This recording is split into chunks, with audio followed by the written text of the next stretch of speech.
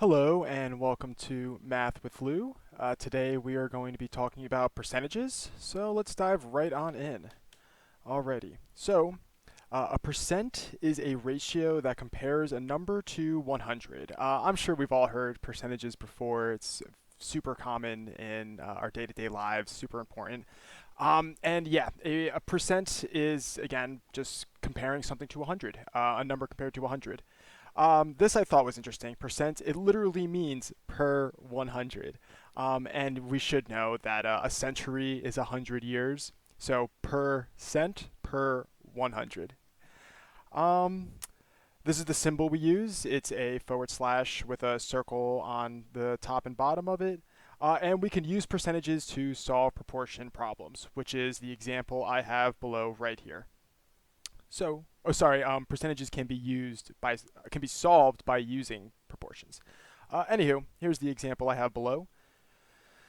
This reads, in a classroom, 16 of the 24 students are female. What percent does that correspond to? Okay, so the first thing we have to take a look at in a problem like this is the ratio of female students to all of the students. And here we go, ratio of girls to total number of students. The next thing we have to look at is how could our percentage ratio.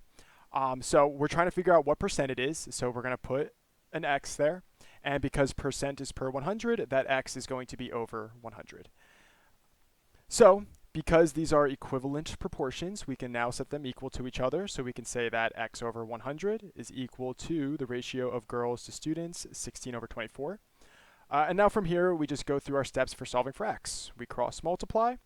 We now have 24x equals 16 times 100, or 24x equals 1600. Now we divide both sides by 24. And we get x equals 67. So 67 out of 100 students are female, or 67% of students are female. One of the ratios in these proportions is always a comparison of two numbers. In our previous example, the ratio we were looking at was 16 to 24. In the previous example, these numbers are called the percentage, the 16, and the base, which the 24 is the base. So we could think of that as 16% of 24, or 16 of 24. The other ratio is called the rate and always has a denominator of 100. So in this example right here, we could say that this is the percent, this is the base, and this is the ratio right here. Personally, honestly, I would not recommend thinking of it like this. Interchanging the percentage with the number in the numerator, I think that can get confusing for a lot of students. I think this is a way more logical and cleaner way of looking at it. Percent is equals the part of the whole. 16 is the part, 24 of the whole. If we compare that ratio, that gives us the percentage. I think this just makes a lot more sense intuitively. Percent of change, or p%, tells us how much a quantity has increased or decreased compared to the original amount. So we could take a look at that over here with this equation. The percent of change is equal to the increase or decrease of amounts divided by the old amount. And I have an example here. Actually, I think I have two. Nope, just this one. But I have an example here of building on what we're talking about with the percent of change. So in this example, Ricky is at the store where there is an ad telling him that there is a $6.99 discount on a shirt that originally costs $19.99. How much is the discount as a percentage? So again, we take the decreased amounts divided by the old amounts, so the ratio of the two. And we just solve this. 6.99 divided by 19.99 it's a very long number, so we just round to, I picked 4 decimals arbitrarily, but 0.3497. Now, because this is compared to 100, we always take this decimal number and we multiply it by 100, and this gives us the percentage. So 0.3497 times 100 equals 34.97. So we would say that this is a 34.97 percent decrease in price. Again, the $6.99 discount corresponds to the shirt being 34.97% off, or I guess we could just round up to 35%. Okay.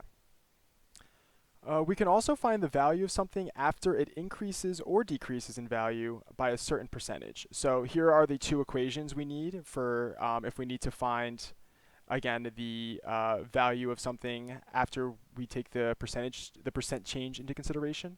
So if we have an increase, you take the original value of something and you multiply it by 1 plus the percentage, and that gives us a new value. And if we have a decrease, very similarly, we take the original value and we multiply it by 1 minus the percent decrease, and that gives us that new value. And here we have an example going over both of these ideas. So, in my first example, Steve makes $20 an hour at his job. Because he works so hard, Steve's boss is giving him a 5% raise. How much is Steve making per hour after his raise? So, first thing we're going to take a look at is how much he was originally getting paid, $20 an hour. We're going to convert his percent raise into a decimal number that we can work with. So 5%, this is the same as 5 over 100, or 0.05. And now we're going to plug it into this equation we have over here. So he's making $20 times 1 plus 0.05. This comes out to 20 times 1.05, and that equals $21. So after Steve got his 5% raise, he is now making $21 an hour. And here we have an example with a decrease in price. And this is something very common. We're all going to see this in our lives, when you go shopping for clothes. Jenna goes shopping for clothes. Her favorite brand of jeans typically costs $39.99, but today they are on sale for 30% off. How much will Jenna pay for a pair of jeans after taking the discount into consideration? All right, so again, we're going to examine the original value here of $39.99. Now we have to figure out what the percent decrease is as a decimal. So it's 30%, which is 30 over 100, which comes out to about 3.33. And we take this and we subtract it from 1 and multiply it by our original value. So $39.99 times 1 minus 0.33 is the same thing as 39.99 times 0.67, which is $26.79. And we know this is a good answer because if something is marked off in price, it should be cheaper than the original value. But that's it for what I wanted to talk about in this video. Thank you for watching. As always, the notes will be in the description, and hope to see you next time. Take care.